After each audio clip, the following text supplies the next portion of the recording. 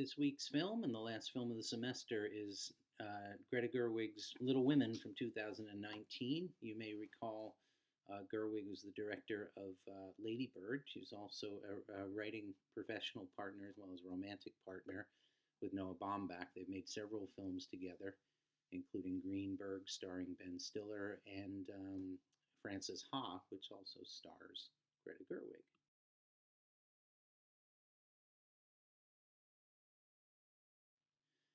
We talked a little bit about adaptation earlier in the semester in our discussion of There Will Be Blood, which is based on the Sinclair Lewis novel Oil.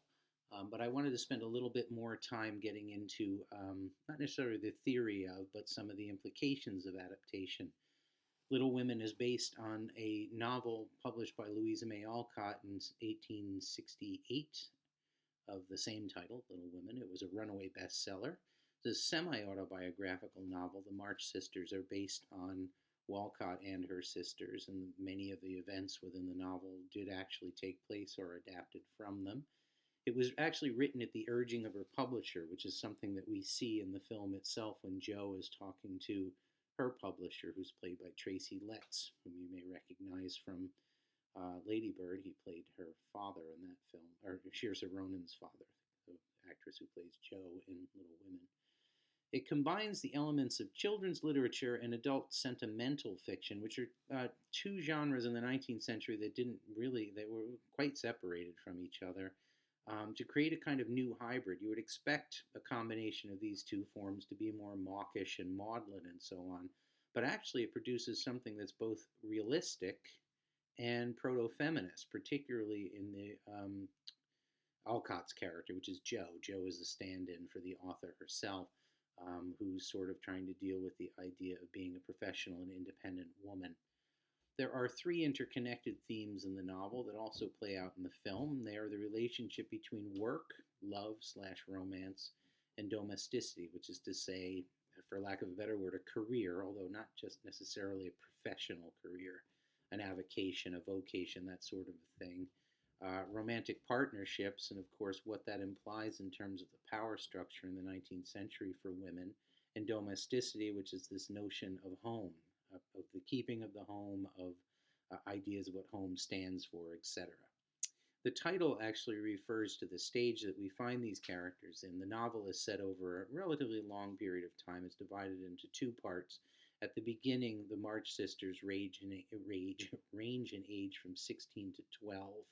And in the second half of the novel, I believe 3 years have passed by then, 3 or 4 years, maybe it's something like that. They're moving from childhood into adulthood, basically. But the title itself actually sort of refers to the ways that we grow up, not simply because we become older, but because we face crises, we face challenges, which all four of the sisters do, including, of course, for one of them, the mortal challenge. She dies. The first discussion question is, focusing on one of the four March sisters, explain how you see work, love, and domesticity connected for them.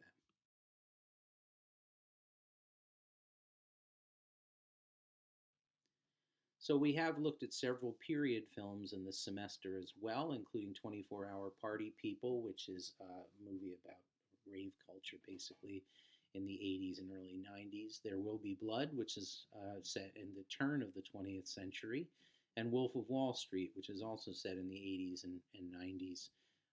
When we discussed the sort of function or value of period films, I mentioned that there are several things at play there. One is a nostalgia, this kind of looking backward in an idealized way at the past, versus its ability to kind of create a critical distance for us, that we can look at things more scrupulously or more objectively, for lack of a better word, if they're further away from us. It feels as though it's something that's already happened. And then there's the comparative piece, how what we know about the past or what we learn about the past from a period film instructs the way that we think about the present.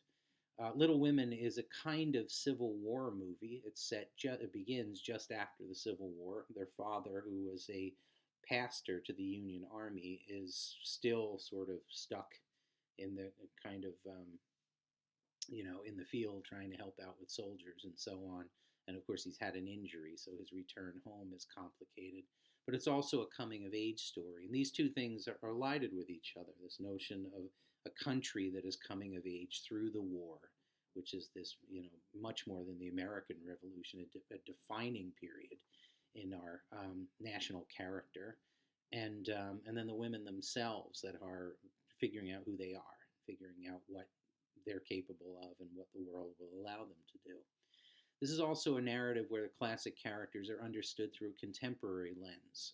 Manners of speech and gestures among these characters, though they're not sort of, I wouldn't say idiomatic in any way, um, they do reflect a kind of more contemporary sensibility. For example, when Meg's hair is burned off because Joe isn't paying attention to the curling iron, her sister Amy is laughing maniacally in the corner. This is one of those moments in the novel that is supposed to be sort of, horror to a certain extent, and yet here we have this kind of gallows or this dark humor resonating in the background, which is a very contemporary flourish.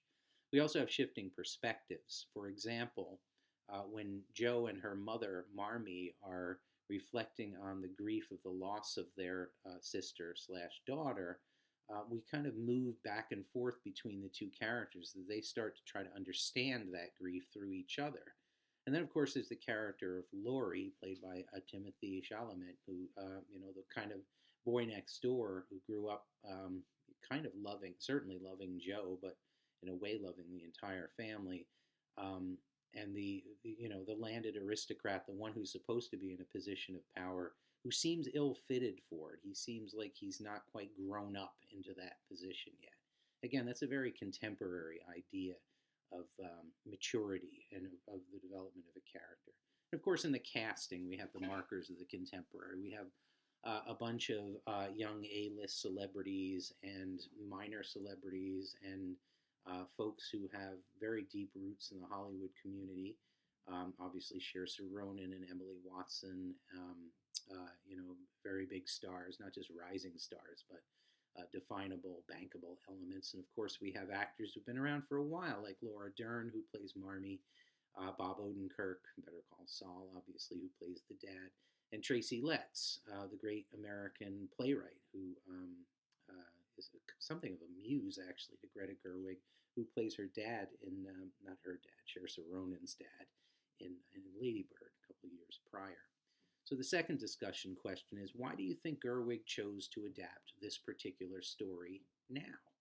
Why a 19th century story in the 21st century?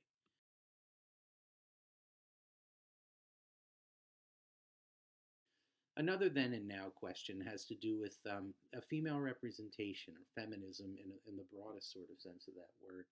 The movie effectively begins with Joe pitching the story to her editor. She's trying to get him to publish other things, but he is interested more in the stories of her family, and they're sort of talking about what that might look like if she expanded it into a series of stories and finally a novel.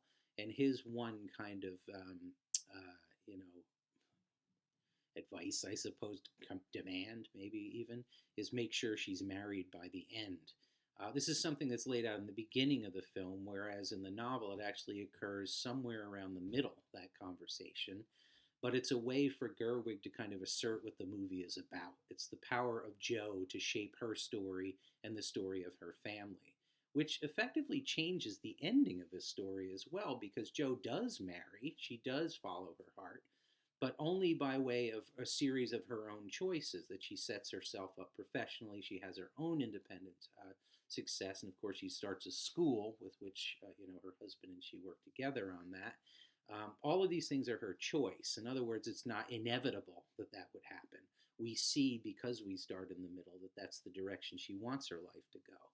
This is a novel as well as an adaptation of that novel, which is about two things: this notion of following one's heart or one's passions, which all of the March Sisters attempt to do, and confronting the ugly truths about the position of women, and even more particularly young women, in the mid to late 19th century. How far can they go? What can they do? What is available to them, and how do they break out of that? It's worth noting, of course, this is a very insular narrative, that this is one family, a very small grouping of people, and not only that, a white family growing up in New England. The story is set in Massachusetts, although I don't know that that's named in the film. It's certainly the truth for the Alcott family. That doesn't get too deeply into the politics of, or too broadly into the politics of representation. There's no discussion of race in this movie, for example, but of course that's the nature of the source text. The discussion question for on this issue is Gerwig has been a vocal supporter of women working in the film industry, especially following Me Too and Time's Up. Do you see the impact of these contemporary movements on the story? And if so, where? And if not, why not?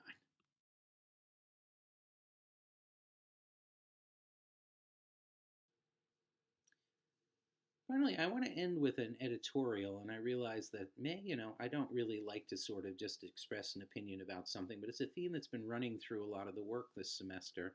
I want to remind you of a previous discussion around Catherine Bigelow's Hurt Locker that there have only been five female directors that have ever been nominated for Best Director, and only one win, which was Bigelow. 2019, like many years prior to that, saw some pretty extraordinary films made by women, including Little Women, The Farewell, A Portrait of a Lady on Fire, Booksmart, Clemency, and Hustlers, and yet none of the nominees for Best Director was a woman this year, which doesn't make it an extraordinary year. In fact, it makes it a grimly ordinary one for the Academy Awards, especially when you look at the Best Director list. There's only one bona fide masterpiece, in my opinion, obviously, among the list of the five films for which Best Director nomination was tendered, and that's Parasite, the film we saw last week. I would argue very vociferously that The Irishman is an average Martin Scorsese film. Once Upon a Time in Hollywood is an average Quentin Tarantino film, and 1917 is a relatively interesting World War I film with a pretty spectacular technological feat in that it's shot in a single shot. Joker, I wouldn't rate at all. In fact, I wouldn't even rate it as the best of the films by its director. And I know that sounds snarky, and we're supposed to spend a lot of time on that in discussion in class, but there isn't the time for it, and I'm happy to take it up in another forum if you like. Where are the women, right? And where have the women been over the umpteen decades of these award ceremonies, etc.? And it begs the question in 2019 and 2020: is it time to just give up on the Oscars if it can't reflect honestly on what the best work is, or reflect who is most deserving? Not even necessarily of winning the awards, but at least being given the opportunity to win those awards.